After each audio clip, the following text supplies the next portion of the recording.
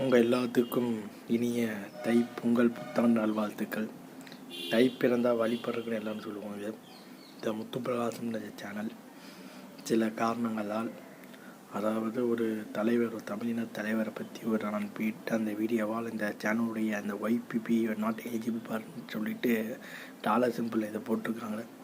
So இதனால் இந்த சேனலில் நான் வீடியோஸ் அப்லோட் பண்ணலாம் எல்லாம் பண்ணலாம். ஆனால் எதிர்காலத்தில் என்னுடைய சேனலுக்கு மானிட்டேஷன் கிடைக்காதுன்னு சொல்லிட்டாங்க. இது கிட்டத்தட்ட ஒரு 1.5 வருஷமாக பண்ண போராட்டம்.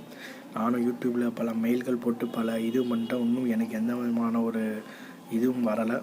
ஸோ இதனால் ரொம்ப கவலைக்குரியராச்சு.